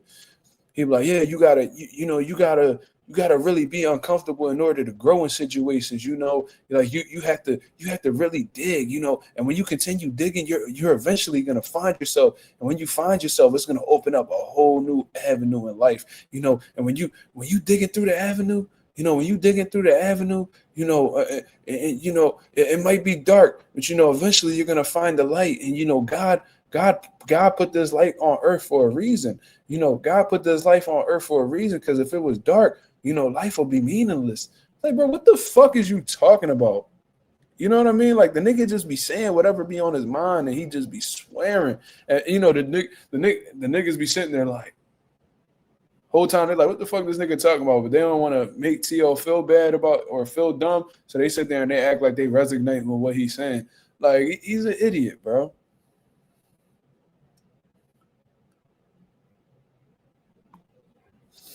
De La Soul in the building. He says, he or she says, I don't know.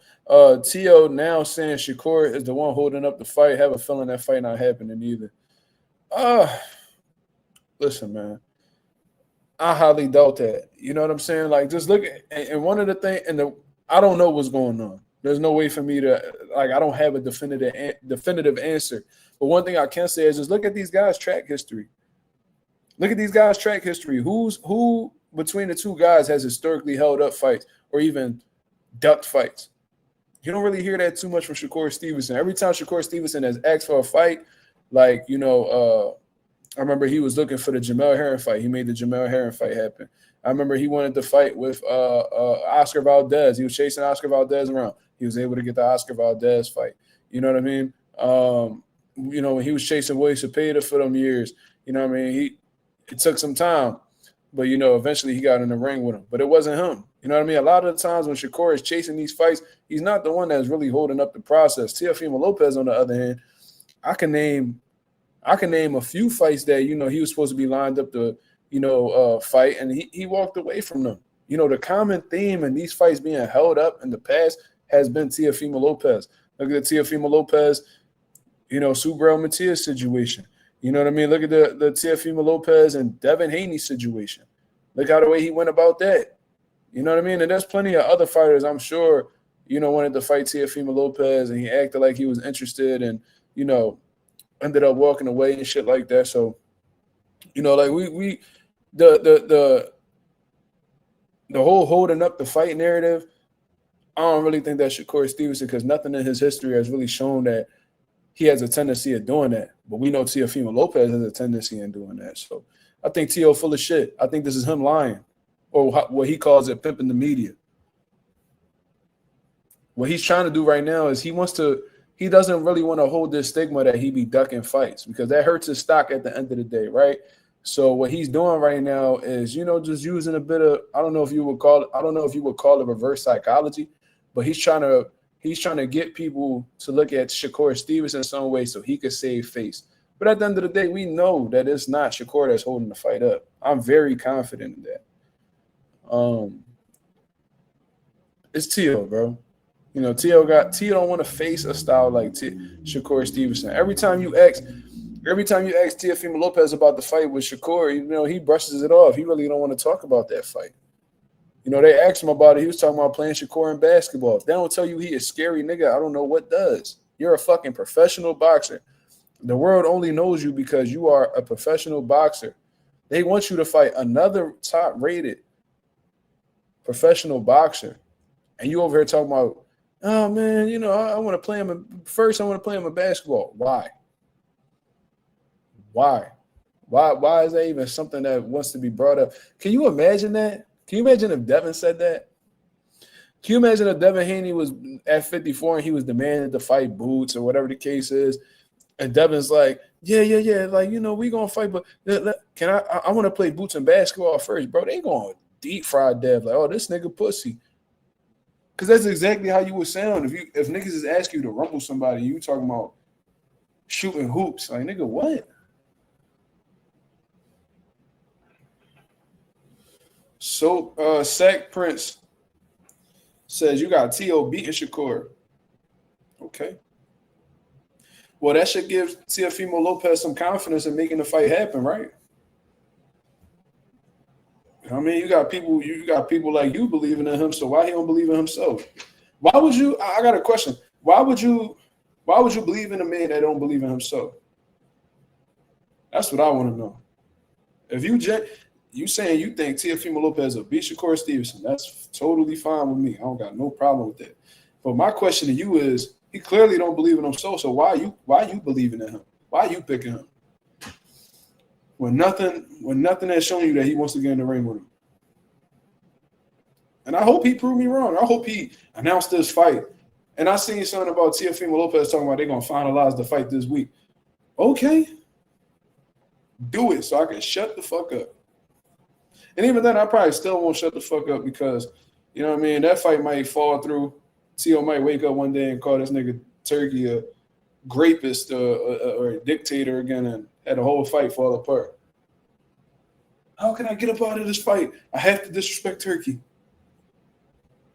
Let me talk about his religion. That'll make him leave. That'll make him cancel the fight. He was asking for the Terrence Crawford fight. He was asking for the Terrence Crawford fight when he was a champion at 140 pounds. Terrence Crawford was a champion at 154 pounds, and he only fought at 154 pounds once. And he moved up to 168 to fight Canelo Alvarez. So if you're Terrence fucking Crawford, would you go down to 47 to face Teofimo Lopez, or would you go to 168 for nothing? For nothing, by the way. Tio not bringing a belt. Nothing, and you're not even gonna get a crazy payday neither. Because let's keep it real, Tio fan base is ass. The niggas who really supported Teofimo Lopez, he disrespected, so they walked away from him. A lot of Teofimo Lopez fan base were actually black people and Puerto Ricans. That was the crazy part. There was Puerto Ricans that thought Tio was Puerto Rican. I don't know why, because he looked nothing like a Puerto Rican that I traditionally see. But there was people who thought for the longest that he was Puerto Rican. Like, I remember that Puerto Rico back then because he was from New York, Brooklyn. They filled with Ricans. My dad Rican. He from New York. You feel what I mean? So it's like the two fan bases that cater to you the most, you walked away from.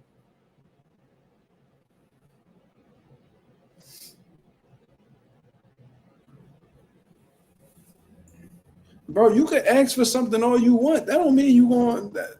See, so I'm gonna ask you this, Sack Prince. Even though your name crazy, Sack Prince is crazy. I gotta call you something else. I'm gonna call you CIF because that's crazy. Sack Prince is wild. But what I'm gonna say is this: does that satisfy you as a boxing fan? Somebody just asking for something? Why he not asking for fights against the other champions at 140 pounds? Why he not asking for a fight against Sue Burrell? Why he not asking for a fight against Gary Antoine Russell? Why is he not asking for a fight for Richardson Hitchens? There's a whole lot of talk, but there's nothing that's being solidified. You know, after the shit talking, there's nothing that's going on. So it just make me wonder, like, what? That's good enough for you? Like, you okay with people just asking for fights and not making them? Again, why would Terrence Crawford fight Teofimo Lopez, who's going to be moving up 2 weight classes to fight him, when he was already in the process of moving up 2 weight classes himself to face Canelo Alvarez, the most popular fighter in the sport of boxing, for undisputed at super middleweight? Which one makes more sense? Which one would he get more credit for? Which one would take him to, a higher level? It's not Tio. And Tio know that because he was trying to he was trying to get a part of Canelo team. You know what I mean? They didn't want to deal with him, so they kicked him to the curb. He's been salty since then. That's how much of a snake Tio is. Them Canelo niggas, and even though them Canelo niggas, they foul. You know what I mean? They be moving real slimy over there. They let you into their camp. They embraced you. They showed you love. You know what I mean? You went over there. You was you could tell that nigga was just infatuated with the whole situation. He loved that he was around them Mexican folks. Man, he loved training with Canelo Alvarez. And I told y'all 2 reasons why that shit wasn't going to work. And I said this shit before it happened. I'm like, yo, I don't see how Eddie Reynoso is going to take a secondary coaching position for, to Teofimo Lopez Sr. to train Teofimo Lopez Jr. He got Canelo. He up. He don't need money. Tio is pocket change for him. I heard Eddie Reynoso a fucking millionaire. Like, Canelo made this nigga a millionaire. So, like, when you in it for more than money, niggas can't really move you. So I was saying that. Then I was saying how Teofimo Lopez's style not even cater to the Canelo Alvarez's camp. They fight totally different. Totally different. I said that Tio needs a black trainer, a black American teacher. Because that's who Tio fights like. Uses athleticism, speed, combinations. He real rhythmic type of fighter. you know what I mean? He getting like a motherfucking flow state that's hard to stop. Like he does a lot of unconventional athletic shit. So you would need people who, you know, specialize in that type of style. And ain't nobody gonna cater to that style better than a Black American coach. And I was saying, yo, Bozy would probably be a really good coach for Teofimo Lopez because Bozy knows how to deal with those type of styles. And he knows how to make them better. Tio got fast hands, good reflexes. You know, he could be elusive whenever he gets into that bag. You know, fast twitch muscles. Like he's a gifted athlete. Tio's a gifted athlete. You know what I mean? I told y'all, Eddie Reynoso, they flat-footed guys. You know what I mean? Their training is like, you know, drill-based where they just rip certain combinations. You know what I mean? Like, Tio's not that type of fighter. He's not. Tio not no pressure fighter. Tio is an athletic, flashy counterpuncher. To me, an athletic, flashy, fast, twitch muscle-based type of fighter with great timing, good counterpuncher. That's how I see him. You go watch that Mason Menard fight. You tell me that Tio don't got superb timing. You tell me if he don't got good reflexes. And once I seen that Tio Senior had came out with an interview, and he was like, "Oh, you know, I'm not, you know, I'm always going to be, you know, I'm always going to be my son's lead trainer. You know what I mean? There's nobody that'll ever take my role." I said, once he got to talking like that, I was like, oh, yeah. I said, Reynoso not dealing with them niggas. They not. He not. Once you got a bag, there's only so much shit you would tolerate, bro. That's why niggas hit the lottery and quit their jobs. Because once they get in a certain tax bracket, they grow to not tolerate certain shit. Eddie ain't gonna tolerate no fucking cokehead in his training camp. He fuck with niggas that be on drugs, but not them type of drugs. Eddie Reynoso, he fuck with niggas that do a different type of drug. You know, performance enhancement drugs, not recreational ones.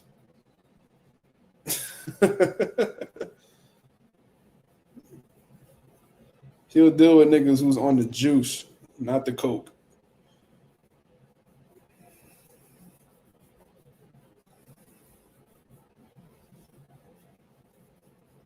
De La Soul says, honestly, T.O.B. Subrel, he backed out of the Haney fight because he knows he'll lose. He's going to do the same shit with Shakur. I don't know if he beat Subrel, brother, because Teofimo Lopez, that Steve Claggett fight was very telling. Like, yeah, he beat Steve Claggett. You know, he did what he needed to do. He threw a lot of fucking punches.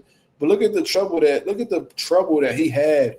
Because this is the thing about Tio. Tio got great, you know, he could box. You know what I'm saying? He got a fast hands, you know, like I said, he got good counter punching ability. He punches in combinations. He comes in great shape. But Tio's power has significantly reduced since moving up in weight. Because the reality is Tio's not a big guy. He's not. So at 35, he might have been getting people, you know, up out of there.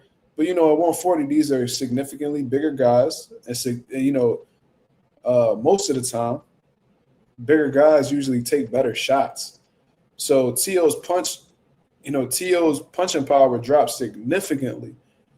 And in that Steve Claggett fight, you know, Steve Claggett was Tio with some good shit. Had Tio face all swelled up. He had trouble with Steve Claggett's pressure. Now, Subriel punches very hard. He's very heavy-handed. And his pressure is nonstop. And if you can't hurt Subriel or really keep him up off of you, it's like you're going to have a tough time, man. You're going to have a tough time. So can Tio beat Subriel? There's definitely a possibility that can happen. But Subriel might, you know, take Tio to some deep waters. Devin or Brian Norman? I'm definitely going with Devin Haney. I think Devin Haney is going to outpoint Brian Norman. I think Brian Norman is going to have like I see people saying that Haney's going to knock out Norman. I don't see that, to be honest with you. But I see a lot of flaws in Brian Norman's defense, man. You know, he keeps his head on the center line a lot. You know, Brian Norman does have some solid boxing, some solid skills, superb timing. He's a decent counter puncher, but I think Devin Haney is the faster of the two, especially in the hand speed department. I think that Brian Norman's going to have trouble with that jab. I definitely think that he's going to have him, you know, off balance with the jab. I think Devin Haney's going to end up landing that right hand a few times throughout the fight. And, you know, with the speed that Devin Haney has on that right hand, he might be able to rock Brian Norman. He might make Brian Norman hit the canvas, to be real. I don't really see Devin Haney committing or staying in the pocket with Brian Norman at all. I don't think that's the game that he wants to play with him. I think he's going to make it an outside fight, use movement, you know what I mean, to frustrate Brian Norman and keep his feet moving. I can see Devin, you know, dropping 1-2s on Brian Norman and, you know, rolling out or at least getting up out of the picture. I see him hitting and moving. And I think that I think Brian Norman's going to have a tough time keeping up with Dev. That's what I think. But Brian Norman can beat him because he does have some abilities that could really give Devin trouble. You know, with Brian Norman's ability to punch in between shots proficiently, and with him having devastating power with both hands, you know, it can make Devin Haney very hesitant. And even though Brian Norman probably have a tough time landing clean, he might be able, you know, if he's is aggressive throughout the fight and he's letting his hands go, you know, he could probably out-hustle Devin Haney on the scorecards as well. So, and if Devin Haney gets a little careless in there and runs into a counter, it might be night-night. You feel what I'm saying? So I can see how both guys can win, to be real, but I think Devin Haney's experience at a high level, I think his world-class jab, his superb movement, because he can move for 12 straight rounds, you know, effortlessly from what I've seen in that Jose Ramirez fight. You know, if he makes it a boring fight and keeps him outside and just peppers him with 1-2s and, you know, touches the body in the later rounds and stuff like that, like he could win. Next gen said Devin getting the belt. I just hope, I'm gonna tell y'all this, and like I said, everybody's entitled to their own opinion. You know, I don't have no problem with that. But what I'm gonna tell y'all is, I hope y'all keep that same energy of Devin Haney win. As much as y'all saying, "Oh, Brian Norman gonna beat Dev," that's cool. But if Dev beats Norman, you better give him credit for it. That's all I'm saying. Everybody that's picking Brian Norman to win, if Devin beats him, you gotta give him credit for that because y'all was bigging up Brian Norman since the fight was announced. Y'all started bigging up Brian Norman after the Jin Sasaki fight. Keep it real. You know what I mean? Even though we all knew Jin Sasaki wasn't shit.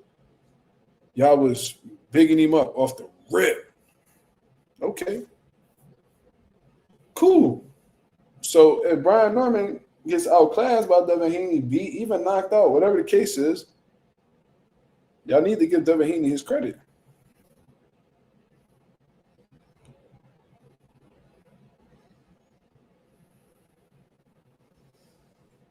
Because Ralph, you already know what it is, but I already know what the excuses are going to be if Brian Norman loses. Oh, you know, Brian Norman didn't beat anybody.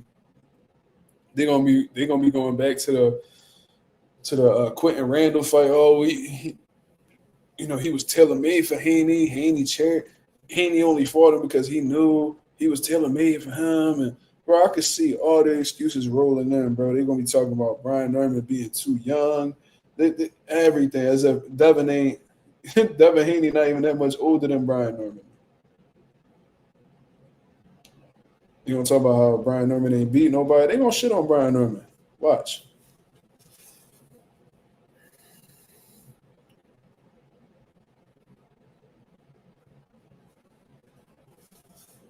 When Devin lose, they're gonna say that Norman's supposed to be at 54-60.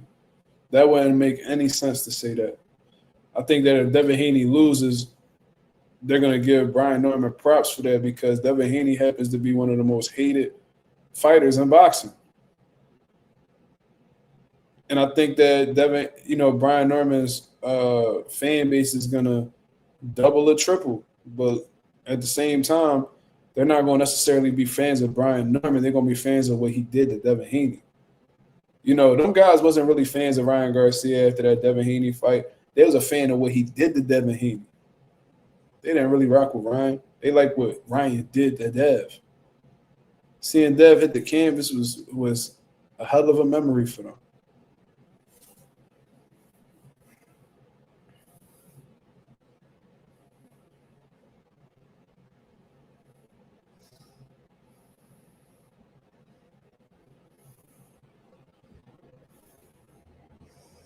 But we got any last questions before we get up out of here, man? Because I do got to wake up early to start my day tomorrow.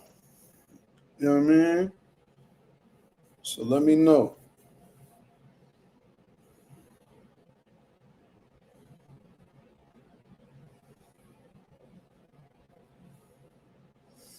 Norman catch him clean early. You're going to say it was a lucky shot. De La Soul says, I would never understand the hate Dev gets. Young man is a great representative of the sport. I agree. I think that if more people follow Devin Haney's role or, you know, took on, you know, his same mentality, I feel like we'll see a lot more great fights happen in the sport. But nowadays, a lot of these dudes don't really want to fight, you know, top guys. You know what I mean? They're afraid of being embarrassed, becoming a meme and shit like that. Like, Dev really out here taking chances, rolling the dice. And even though he technically didn't lose to Ryan when he was announced as the loser to Ryan, he was very gracious in defeat. He was very humble in defeat. You know, despite going through that tough-ass fight where he suffered multiple knockdowns, he showed sportsmanship. You know, he gave credit. So Devin Haney is he's a great representative of the sport. But, you know, when you know, a lot of the people that don't like Dev, you know, either didn't have active fathers in their life, so they're envious of Dev. You know, and they lash out on Bill Haney as if it was, you know, Devin Haney's like their deadbeat father or something.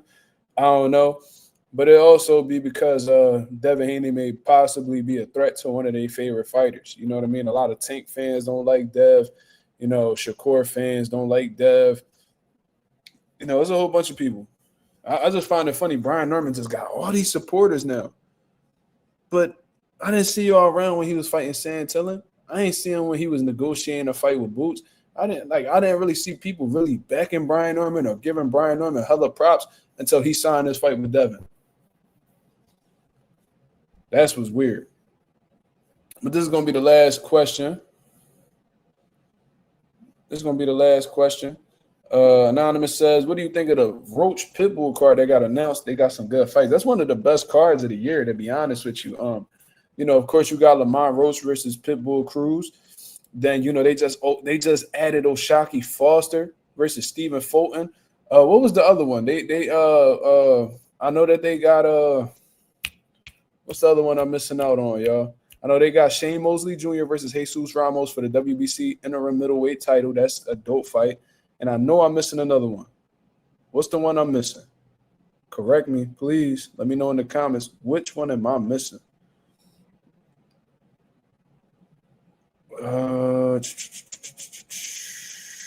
Jonna Beck and Lara. How could have I forgot about that, being a huge Eris Landy Lara fan?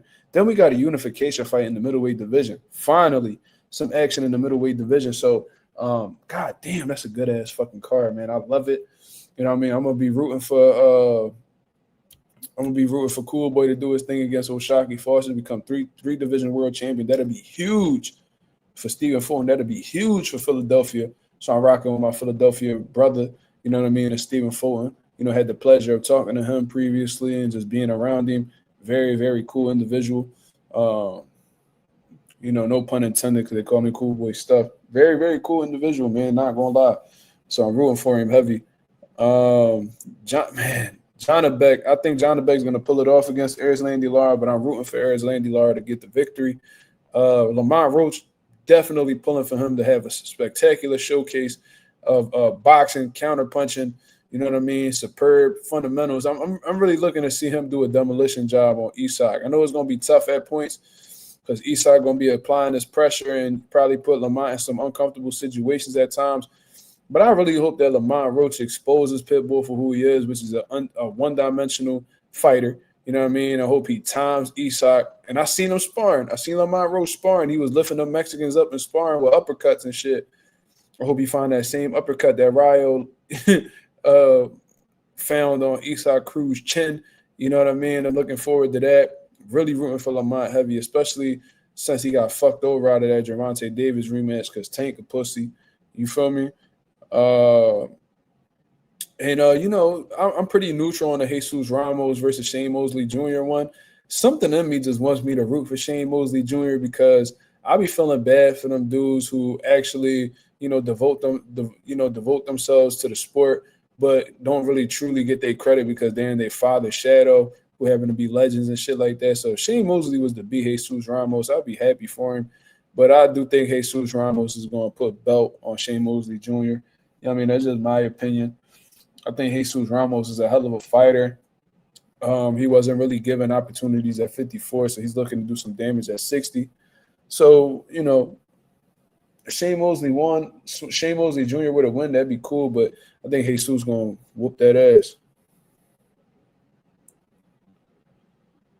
Cool Boy, yeah, definitely. You definitely got to put Cool Boy in the pound-for-pound conversations.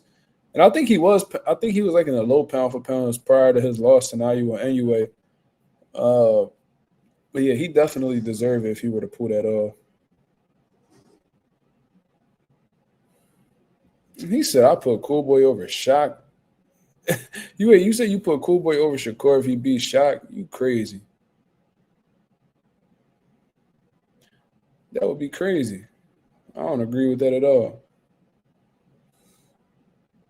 Because Cool Boy will be a champion in his third division. Shakur already did that. You feel what I mean? Like some people thought Oshaki lost it. A lot of people thought Oshaki lost that fight, that second fight with Kansei Sao. Do I think Cool Boy a future Hall of Famer? See, it's easy to overlook somebody like Cool Boy Steph's resume, even though he fought a shit ton of undefeated guys. I think this will be his 10th undefeated fighter. But like he fought dogs from the very rip, bro. Like, if you look at Stephen Fulton's resume early in his career, he was fighting Josh Greer. You know what I'm saying? Who was a dangerous ass prospect on the come up. He was signed with Top Rank for a while. You know what I mean? He fought Blue Nose. He fought, what was his name? Adam Lopez. You know what I mean? Like, he gave Josh Greer his first L. They threw him to the wolves immediately, bro. I remember he beat that boy. Never mind, nobody knows who he is. That's just somebody I know personally. But Josh Greer, he beat Adam Lopez. Then he beat that boy Isaac Avalar, Arnold K Guy, Angelo Leo. Come on, man.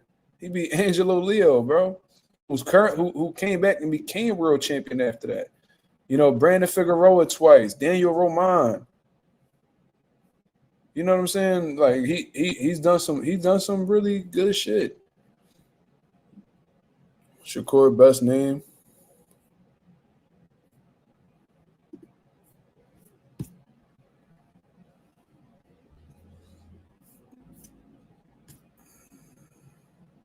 So I'm gonna ask you this next gen. Who on Cool Boy Steph's resume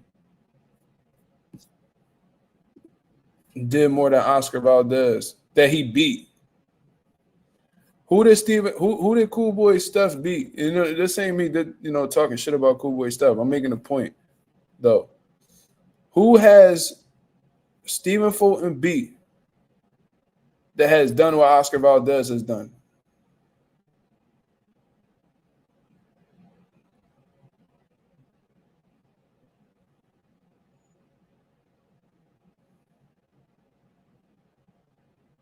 At the time that Cool Boy beat them, who has accomplished what Oscar Valdez has accomplished?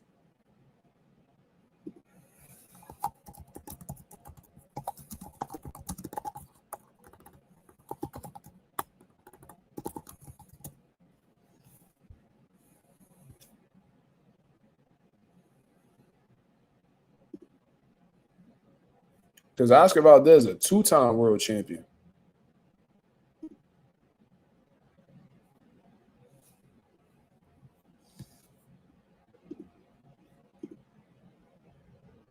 Yeah, he a 2-division world champion. He had the WBO at 126, and he had the WBC at 130. And he held both titles for multiple years. You tell me on who on Cool Boy Stud's resume that he beat was a 2-division champ.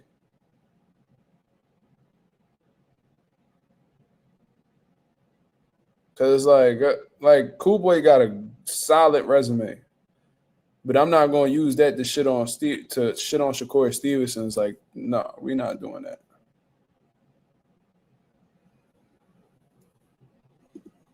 Love Cool Boy Steph. Come on. Shakur can't help that niggas is betting on him more than so it's Shakur Stevenson's fault that the odds makers are making him the favorite. They ain't got shit to do with him. They ain't got shit to do with him. That made him a unified champion, man. When he fought Oscar Valdez, Valdez was a champion in his division.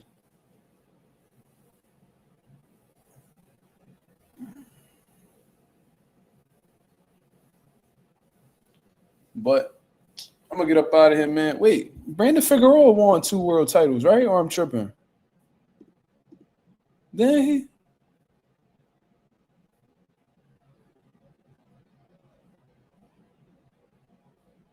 He had the WBC. Oh no, all he had was the WBC. Never mind. I was about to give you some credit, but no.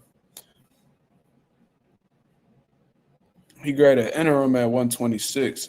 He had the title at one. He had the WBC at 22. Then he grabbed an interim at 26. Then he lost to Fulton for that legit belt.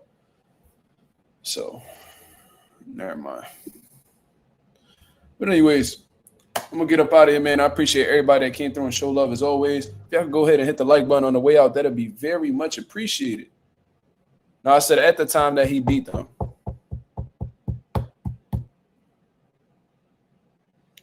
I don't think Angelo Leo. Hold on. Let me check this shit real quick.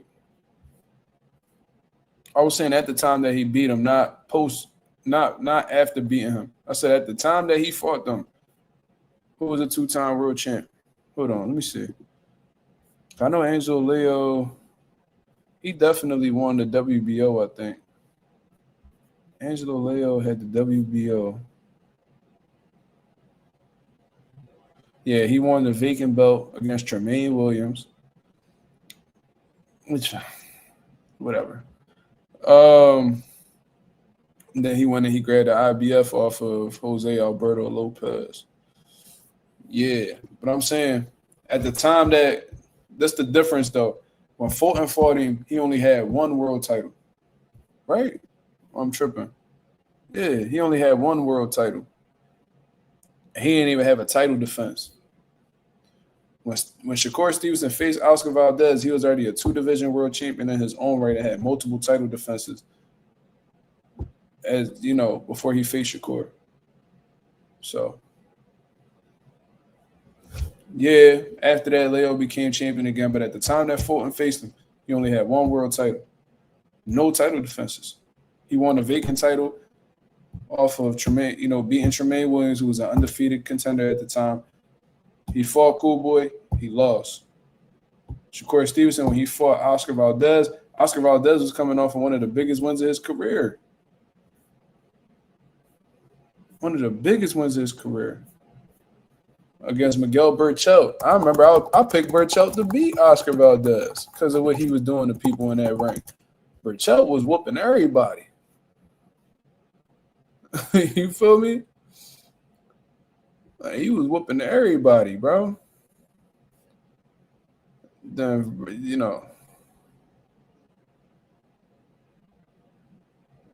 he had that little iffy. He had that iffy situation with Conceição, but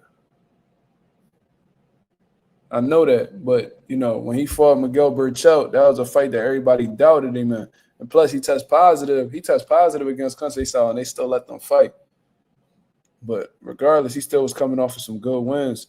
It ain't like he caught Valdez coming off of a loss or anything like that. Technically, he won, and it was unanimous.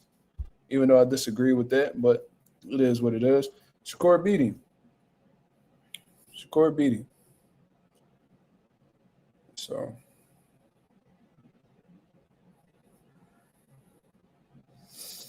it is what it is. And the fact that Adam Lopez gave this nigga Valdez work every time they rumbled was crazy.